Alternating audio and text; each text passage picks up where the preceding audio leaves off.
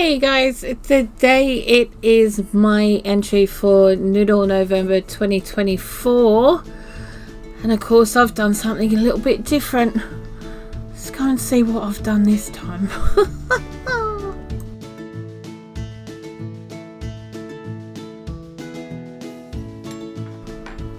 So recently I've become a little bit addicted to a channel that I really has become one of my absolute favourites, and it's called Pasta Grannies. And when Tony invited me to do Noodle November again, I kind of knew exactly which one I wanted to do. Now this year's Noodle November is pasta with a twist. So I thought that I'd give my go at trying to make Trofie, which I've never done before ever, and I've never actually made a pasta that didn't have egg in it before. Now all I've done in this bowl that you see here is I have some double O flour. I have 300 grams of double O flour, and I've just added, well, I am adding around just over 150 milliliters of water to that to make a soft but not sticky dough. Yep, you heard that right. No eggs, people. None. Not a one. No eggs. Now yes, I am mixing this with a knife to get started because I don't really want it, all of that sort of flour and stuff up my nails, because ew. But it's also a lot easier to do it when you've got a soft dough like this. I find personally that's my preference, but you know, it works. It does work. Whatever works for you, right? Okay, so at this point we want to get all of that dough onto the table, so because we're going to start kneading it. We want to make sure that it's well kneaded. It doesn't take a long time to knead actually, and you're not going to really need a machine.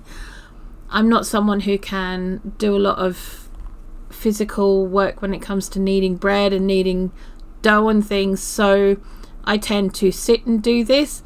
It took me a whole 5 minutes to get it to where I wanted it to be, and you're going to see that process from go to woe, because I want to prove to you guys that it doesn't take a lot of work and a lot of effort to do this.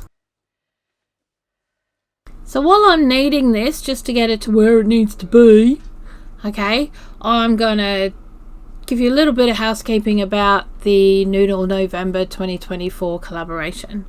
Now this is being hosted by Tony over at Kettle Kitchen. Surprise, surprise. It is Noodle November 2024, and it is twisted pasta with a twist, whatever. The playlist for this, because there is a load of other channels in this and they've all done amazing videos, so pop down and see them. So the playlist link is below, but also the schedule is below as well, so that you can see who's coming up and what's happening, and that's down in the description. There's also going to be a live giveaway on December the 3rd over on Tony's channel at 4 p.m. Pacific Standard Time, so whatever that time is where you are. So to be eligible, you need to watch the videos and leave a comment. Okay, so the more videos you watch, the more entries you get, so make sure you get in and watch all the videos, you know, and leave them a comment. Yep, and there's also going to be prizes in the chat, I believe, and hashtags, so you know, maybe go over and watch the giveaway as well. And of course all that information is down in the description below, so go check it all out. Right, back to the bake.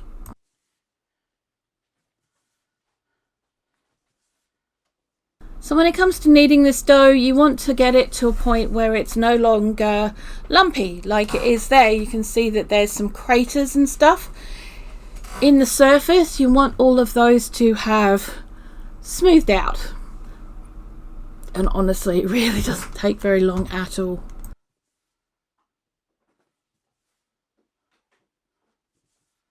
So traditionally, Trofie actually comes from the commune of Sori on Italy's Golfo Paradiso, or the Gulf of Paradise. Sorry for butchering that. I am not any good at languages at all. And that's in the western region of Liguria. So you may have heard of Genova. That's the closest big city to the area. So it wasn't really that common in places like Genova until the mid 20th century. It was actually just a very regional thing that was done by a few families in a small village somewhere, which is where a lot of these really great little pastas come from. And you know, the more you learn, the more you know, right? So this specific pasta was created for holding sauces like pesto. Okay, now the very traditional way of cooking this is with green beans, sliced potatoes, and a fresh basil sauce. Now, I would have done that, but if I'd done that, I would have killed Tanny. And as much as, you know, the peace and quiet would be nice every now and again, you know, I've got too much to do. I can't afford to get locked up. You know, I ain't got bail money. Anywho, Trofie is yes, it's called Trofie. That's what the guy on YouTube said. That's what the ladies said. That's what the pasta granny said. They said Trofie. So I've tried. So if I butchered it, I'm sorry. But it was created specifically for pesto style sauces. So it's a nice little twist that coats really well with very basic creamy kind of sauces. So as I was waffling, as you can see, I finished kneading the dough, and we're going to put the bowl over the top. I'm going to leave it alone and bugger off for 30 minutes and let it have a little sit. Oh look, it's been 30 minutes and there it is. It's stuck to the table a bit, but we can deal with that. We'll just give it a bit of a extra bit of a knead and it'll pull its all self back together again. And this is where the fun starts. Get your popcorn now. You're gonna want it. Now, through watching the videos and the very brief description that they give, you need a small pea-sized piece of the dough. And you're going to roll that to a little, roll it up with your hand and then diagonally across with your, down your finger. Now, that one didn't turn out too badly actually, just quietly. For a very first one, I was never expecting it to be perfect. This is the kind of skill that is going to require practice. You cannot expect it to be perfect first go. And if it is, what planet are you from? Seriously, because obviously you have superpowers. So when the Italians teach their kids how to do this, they get to learn from the time they're 4 years old. They're tiny, they're squirrely, they're skinny, they're gorgeous, they're gobby. Bit like me. But they certainly aren't a 50-year-old woman who is a little bit chubbier and finds it difficult to pull their arm across in a diagonal motion. Okay? Like I said, it takes practice. You need to find your groove.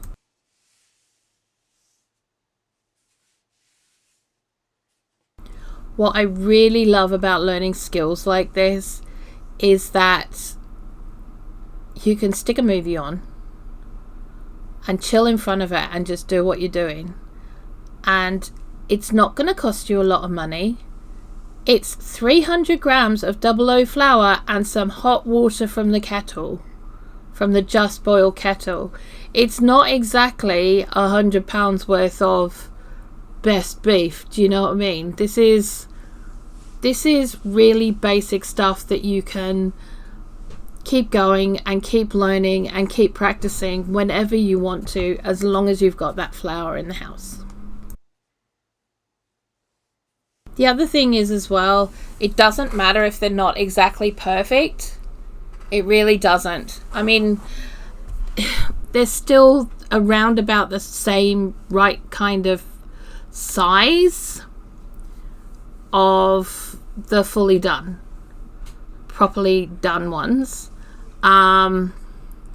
So they're going to cook in the same kind of way. So don't waste them, you can still eat them. So this is my very first little batch. As you can see, I've just got this little piece of dough that I've broken off from the main piece. I've recovered the other, and I'm just finding my way. So it is kind of working at this point, and that's okay. Like I said, it takes practice. Don't get upset with yourself if you don't get it the first time or the first 50 times. You know, I found, and you will see later on, that I really do get my groove on, and I find a way to make it work for me.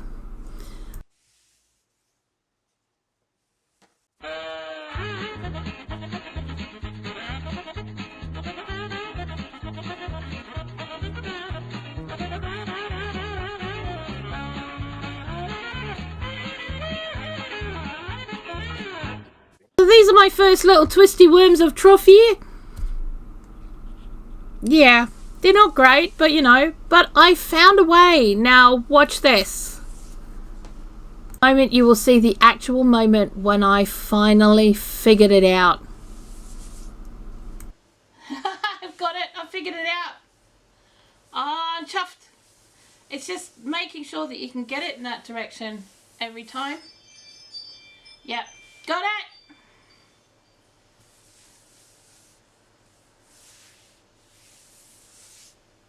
Yes! Now I'm pretty sure there's a load of nonnas out there that are just looking at my, you know, my attempt and how excited I am about getting it right, that are looking at it going, yeah, you've still got a very long way to go. But you know what?